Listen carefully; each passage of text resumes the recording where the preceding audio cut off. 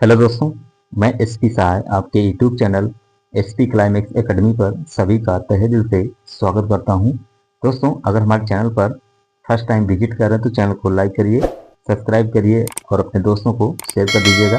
दोस्तों, एक bell icon की घंटी होती है, उसको आप लोग जरूर प्रेस कर लीजिएगा, क्योंकि मैं जितना भी अपना वीडियो यूट्यूब पर अपलोड करूँगा उसका नोटिफिकेशन आपको प्राप्त हो जाएगा।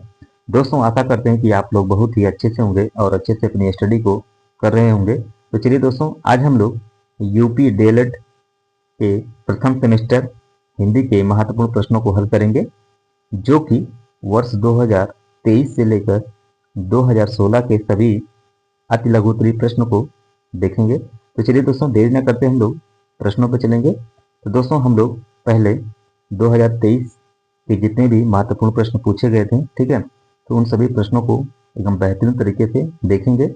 तो आप लोग जितने भी इस समय लाइव जुड़े हैं, सभी लोग इस सेशन को जितना हो सके अपने दोस्तों को शेयर कर दीजिएगा। तो चलिए हम लोग प्रश्नों पर चलते हैं। पहला प्रश्न दोस्तों आपके स्क्रीन पर है। पहला प्रश्न कह रहा है कि स्वराघात किसे कहते हैं। उत्तर लिखिएगा कि शब्द बोलते समय अर्थ या उच्चारण की अस्पष्टता के लिए जब किसी अक्षर पर वक्ता द्वारा विशेष बल डाला जाता है तब इसे स्वराघात या बलाघात भी कहते हैं। उदाहरण देखिएगा इसका, तरह के प्रायासनिक व्यंजन के पहले वाले वर्ण स्वराघात होता है, ठीक है। चलिए अगला प्रश्न देखते हैं। अगला प्रश्न आपके स्क्रीन पर प्रश्न दूसरा, तरह की पार्श्विक वर्ण का उदाहरण दीजिए। उत्तर में लिखिएगा कि ऐसे वर्ण जिनका उच्चारण करते समय जीभ तालु को छूते हुए हवा मुख के दोनों बगल से बाहर आती है तथा जीभ का अगला भाग मसूड़े को छूता है, उन्हें पार्श्व व्यंजन कहते हैं। हिंदी में ला व्यंजन पार्श्विक व्यंजन कहलाता है। चलिए अगला प्रश्न देखते हैं हम लोग हैं। अगला प्रश्न दोस्तों आपके स्क्रीन पर प्रश्न तीसरा, कह कि लिपि को परिभाषित कीजिए। किसी भाषा को लिखने के लिए जिन प्रतीक चिन्हों का प्रयोग किया जाता है उसे लिपि कहते हैं। लेखन कला की शुरुआत चित्र लिपि से हुई है। देवनागरी एक भारतीय लिपि है जिसमें कई भारतीय और विदेशी भाषाएं लिखी जाती हैं। चलिए अगला प्रश्न दोस्तों आपके स्क्रीन पर प्रश्न 4, कह रहा है कि आर्य एवं उन्नत का विलोम आपको बताना है। उत्तर में आप लोग लिखिएगा आर्य उन्नत, ठीक है। आर्य का होगा अनार्य और उन्नत का होगा औन्नत, ठीक है। चलिए चलते हैं हम लोग अगले प्रश्न पर। अगला प्रश्न दोस्तों आपके स्क्रीन पर प्रश्न 5। दोस्तों, अगर हमारे चैनल पर फर्स्ट टाइम विजिट करें तो चैनल को लाइक करिएगा, सब्सक्राइब करिएगा और अपने दोस्तों को शेयर जरूर कर दीजिएगा। तो चलिए दोस्तों प्रश्न 5 देखते हैं। कह रहा है कि कारक किसे कहते हैं। अपादान कारक का चिन्ह लिखिए। उत्तर लिखिएगा, हेडिंग बनेगा कारक। कारक संज्ञा या सर्वनाम शब्दों का वह रूप होता है जिसका सीधा संबंध क्रिया से होता है, अर्थात कारक क्रिया को करने वाला होता है। हिंदी में इनकी संख्या दोस्तों 8 है। कितनी है? 8 है। आप हेडिंग बनेगा अपादान कारक। इसका चिन्ह से मानी कि अलग होने के अर्थ में होता है, जैसे बच्चा छत से गिर पड़ा, ठीक है। बच्चा छत से गिर पड़ा मानी छत से बच्चा क्या हो गया दोस्तों, अलग हो गया। तो ये क्या सा कारक है? अपादान कारक होगा, ठीक है। चलिए हम लोग चलते हैं अगले प्रश्न पर। अगला प्रश्न आपके स्क्रीन पर प्रश्न 6, कह कि अशुद्ध उच्चारण के कौन कौन कारण है। उत्तर में लिखिएगा कि अशुद्ध उच्चारण के निम्न कारण है दोस्तों। पहला आपका है शारीरिक विकार, इसमें हकलाने एवं तुतलाने का कारण भी आता है। दूसरा आपका है कि क्षेत्रीय बोलियों का प्रभाव। तीसरा आपका है अक्षरों एवं मात्राओं का अस्पष्ट ज्ञान। और आपका चौथा है दोस्तों मनोवैज्ञानिक कारण, जैसे भय, अत्यधिक प्रसन्नता, शंका तथा झिझक आदि, ठीक है। पांचवा आपका है कि उच्च शिक्षा का अभाव आदि। चलिए अब हम लोग आ गए दोस्तों वर्ष 2022 में, ठीक है। तो चलिए 2022 के प्रश्नों को देखिए दोस्तों। अगला प्रश्न आपके स्क्रीन पर प्रश्न 7, कह रहा है कि ह्रस्व स्वर किसे कहते हैं। उत्तर में लिखिएगा जिन स्वरों के उच्चारण में कम से कम समय लगता है उन्हें ह्रस्व कहते हैं। हिंदी वर्णमाला में ह्रस्व स्वरों की कुल संख्या 4 होती है, जिनके नाम निम्न है दोस्तों। देखिए आप लोग, आपका है आ, ई, उ, री, ठीक है। ये जो है आपके क्या है, ये आपके ह्रस्व स्वर हैं। ये स्वर हिंदी के व्याकरण और उच्चारण के माध्यम से महत्वपूर्ण होते हैं। क्या होते हैं दोस्तों? महत्वपूर्ण होते हैं।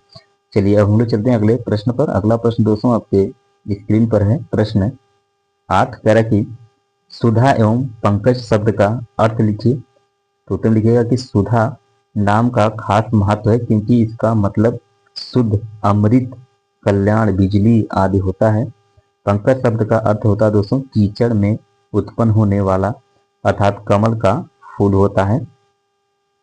चलिए अगला प्रश्न देखिए। अगला प्रश्न आपके स्क्रीन पर प्रश्न 9 तरह की कारक किसे कहते हैं? कर्ता कारक चिन्ह लिखिए। उत्तर में लिखिएगा कि संज्ञा या सर्वनाम के जिस रूप में वाक्य के अन्य शब्दों के साथ उसके संबंध का बोध होता है उसे कारक कहते हैं। हिंदी में कारक 8 प्रकार के होते हैं।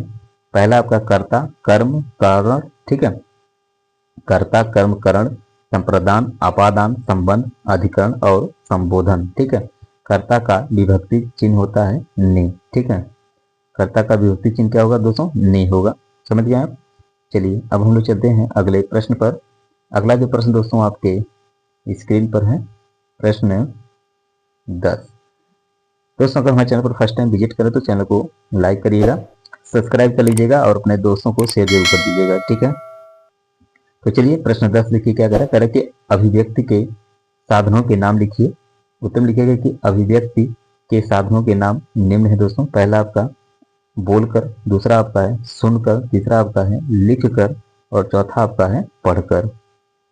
चलिए चलते हम लोग अगले प्रश्न पर। अगला प्रश्न आपके स्क्रीन पर प्रश्न 11 कह रहा है कि विराम चिन्ह का आशय स्पष्ट कीजिए। उत्तर में लिखिएगा कि विराम चिन्ह को सरल भाषा में रुकना या ठहरना कहते हैं। जो चिन्ह लिखते या बोलते या पढ़ने समय, ठीक है, रुकने का संकेत देते हैं या ठहराव के लिए प्रयोग किए जाते हैं उन्हें विराम चिन्ह कहते हैं। ठीक है, चलिए अगला प्रश्न दोस्तों आपके स्क्रीन पर प्रश्न 12 कह रहा है कि मॉन्टेसरी विधि का प्रयोग कब किया जाता है? उत्तर में लिखिएगा कि मॉन्टेसरी विधि का प्रयोग लेखन विधि में किया जाता है। मॉन्टेसरी विधि 3 से 6 वर्ष के बीच आने वाले बच्चों के लिए उपयोगी है। इस विधि में सबसे पहले बच्चे जब रेखाएं खींचने में उसके हाथ सधने लगे तो उनसे अक्षरों का आकार बनवाना प्रारंभ करना चाहिए।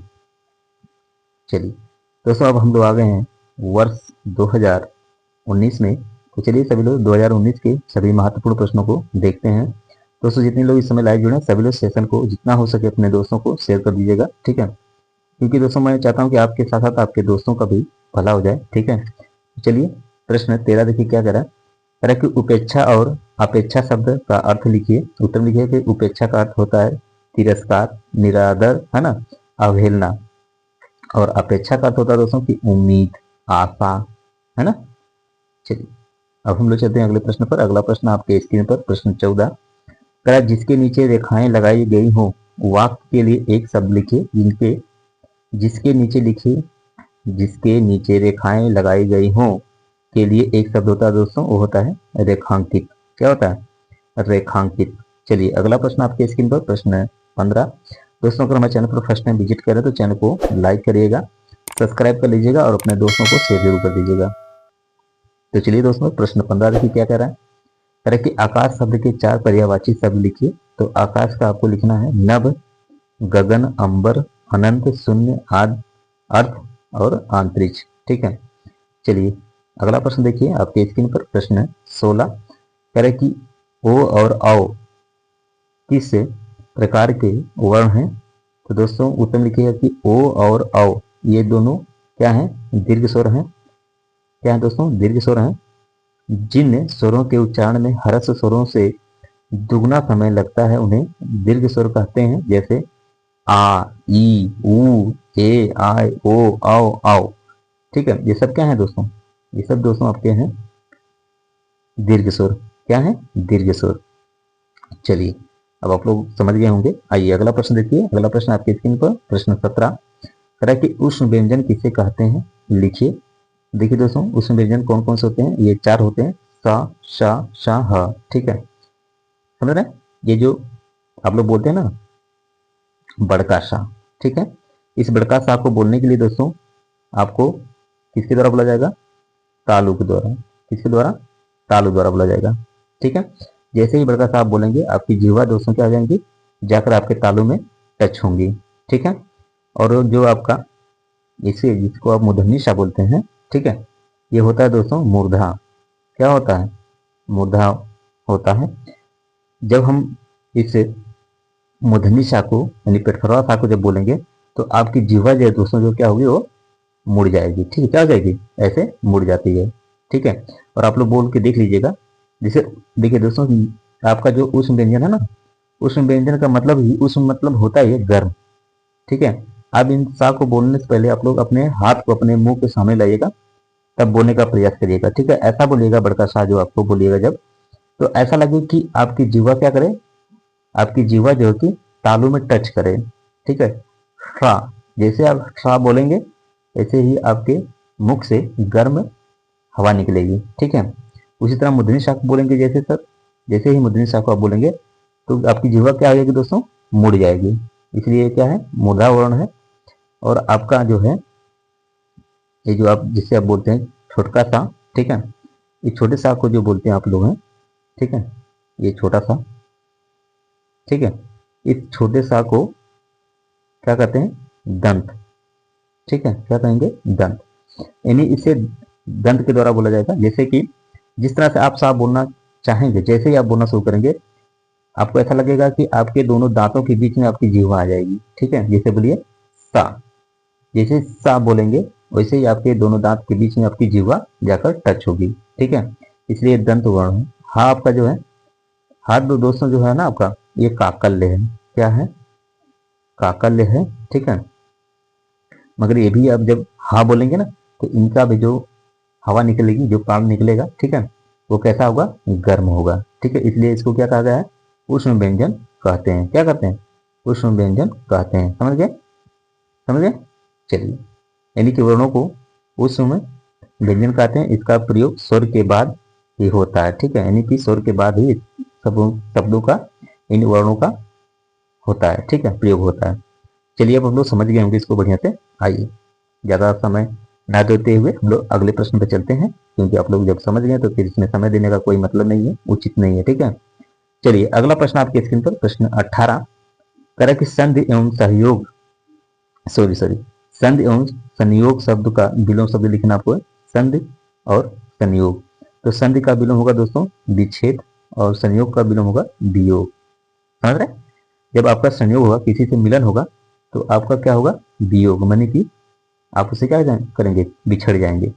संधि मतलब क्या होता है, संधि मतलब इकट्ठा करना, और विच्छेद मतलब फैला देना। ठीक है, विच्छेद करना नहीं कहते हैं कि उनका विच्छेद हो गया, यानी कि उनका जो रिश्ता था वह क्या हो गया, टूट गया।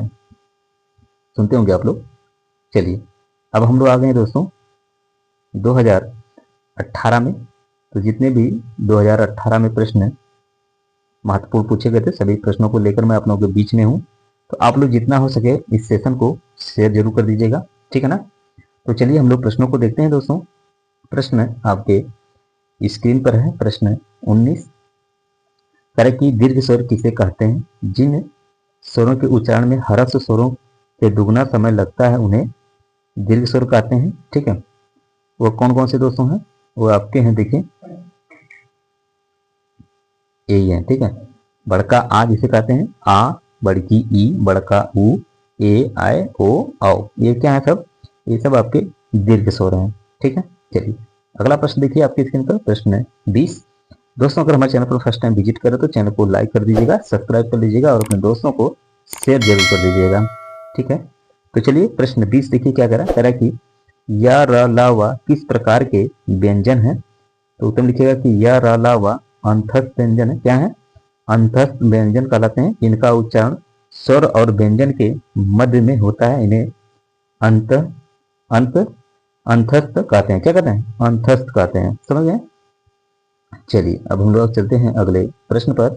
अगला जो प्रश्न दोस्तों आपके स्क्रीन पर, प्रश्न 21 कह कि ग्रंथ के बचे हुए अंश को प्राय अंत में जोड़े जाते हैं। वाक्यांश के लिए एक शब्द लिखना आपको है। ठीक है, तो ग्रंथ के बचे हुए अंश जो प्राय अंत में जोड़े जाते हैं उन्हें परिष्ठ कहते हैं। क्या कहते हैं, परिष्ठ कहते हैं।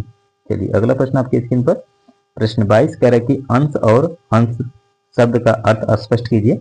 देखिए दोस्तों, जो ये अंश लिखा गया है, ठीक है, अंश का अर्थ ये होगा, इस अंश का अर्थ होगा कंधा और इस अंश का अर्थ होगा हिस्सा, ठीक है, दोनों का अलग अलग अर्थ होता है। चलिए अगला प्रश्न आपके स्क्रीन पर, प्रश्न 23 तरह की अर्वाचीन और उचित शब्द का विलोम लिखिए।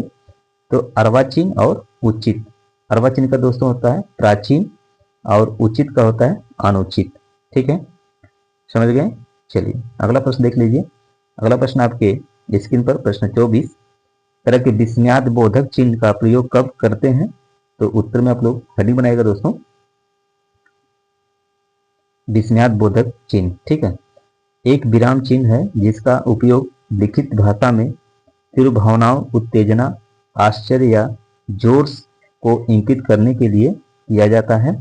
उदाहरण देखिए, जैसे शाबाश, शाबाश जैसे लिखा है उसके सामने देखिए ये विस्मयाद बोधक चिन्ह लगा हुआ है। विस्मयाद बोधक चिन्ह ऐसा होता है, ठीक है, तुमने बहुत अच्छा किया, समझ गए।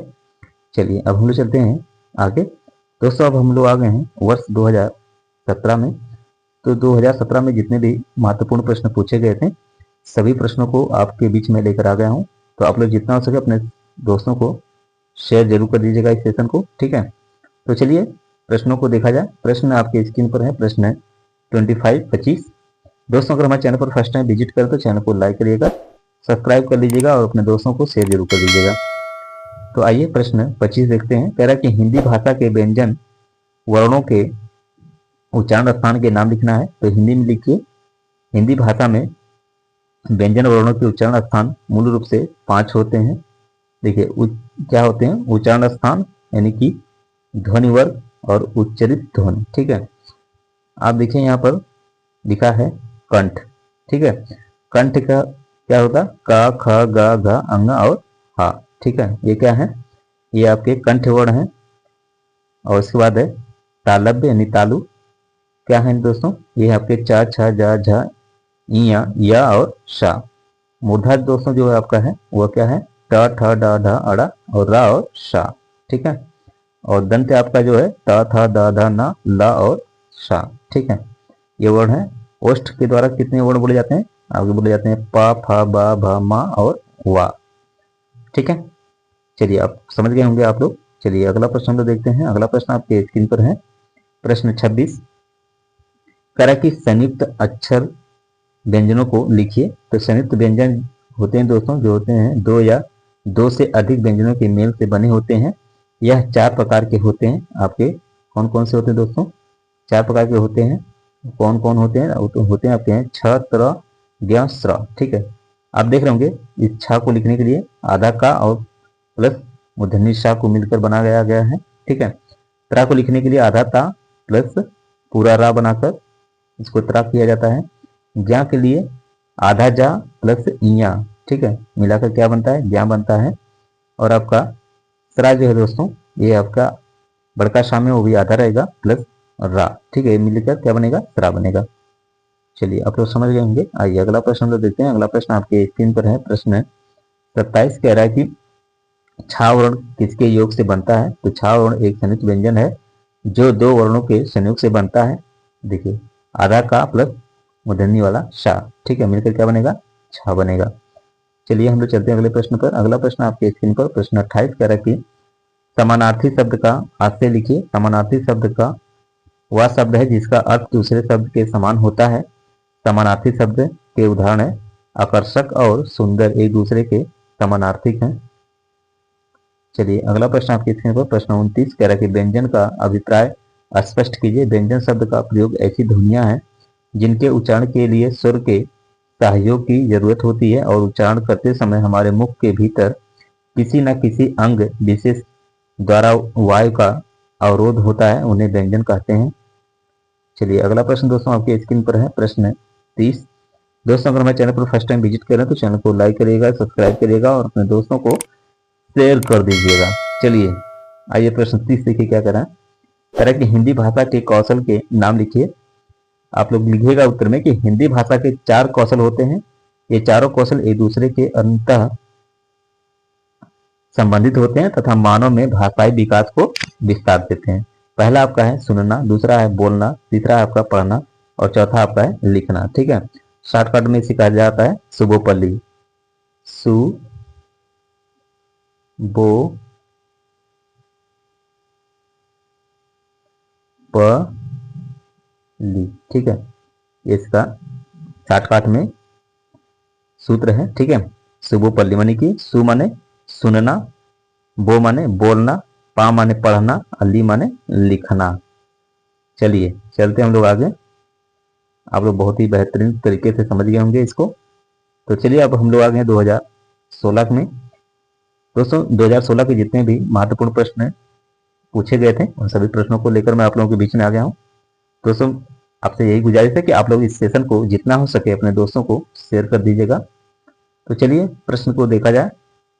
प्रश्न आपके स्क्रीन पर है। प्रश्न 31 तरह के अंश और अंश में अंतर स्पष्ट करना आपको है। देखिए दोस्तों, इस अंश का मतलब होता है बाह, बाजू या भुजा। इस अंश का मतलब होता है हिस्सा या टुकड़ा। समझ गए?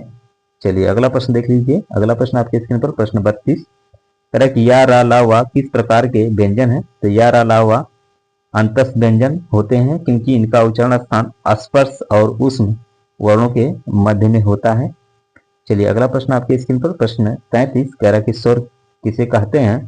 स्वर वह वर्ण है जिसके उच्चारण करने या बोलने के लिए किसी अन्य वर्ण की जरूरत नहीं पड़ती है। उन्हें हिंदी में कुल स्वर 11 होते हैं, जैसे आ, ई, उ, री, ए, आई, ओ, औ। ठीक है, ये आपकी क्या है, ये 11 आपके स्वर कहलाते हैं। ठीक है, चलिए अगला प्रश्न आपके स्क्रीन पर प्रश्न 34 तरह के अर्वाचीन और उचित का क्रमशः विलोम शब्द लिखिए।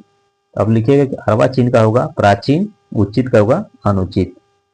चलिए अगला प्रश्न देखिए। अगला प्रश्न आपके स्क्रीन पर प्रश्न 35 दोस्तों अगर हमारे चैनल पर फर्स्ट टाइम विजिट करें तो चैनल को लाइक करिएगा, सब्सक्राइब करिएगा और अपने दोस्तों को शेयर जरूर कर दीजिएगा।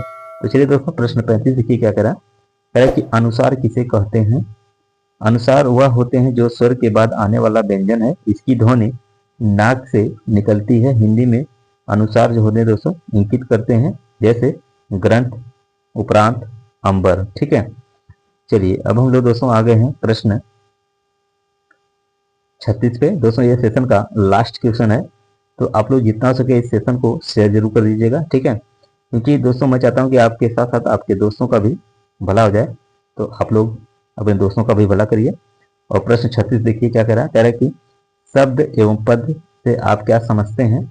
तो आइए पद, शब्द और पद को देखते हैं। शब्द में लिखिएगा कि शब्द मात्राओं और वर्णों के मेल से बनते हैं। शब्द एक सार्थक वर्ण समूह है जो भाषा के आवाज और अर्थ का प्रतिनिधित्व करता है। पद है दोस्तों, जब शब्द का प्रयोग वाक्य में किया जाता है तो वे पद कहलाते हैं। पद शब्दों का संगठन है जो वाक्य में प्रयुक्त होते हैं और सार्थकता को व्यक्त करते हैं। ठीक है, तो दोस्तों ये था हमारा सेशन का लास्ट क्वेश्चन। आप लोग इस सेशन के लास्ट में अपना फीडबैक जरूर दीजिए कि ये वीडियो आपके लिए कितना बेहतरीन है। तो चलिए दोस्तों सभी को मेरी तरफ से जय हिंद, जय भारत, थैंक फॉर वॉचिंग। सभी को गुड नाइट।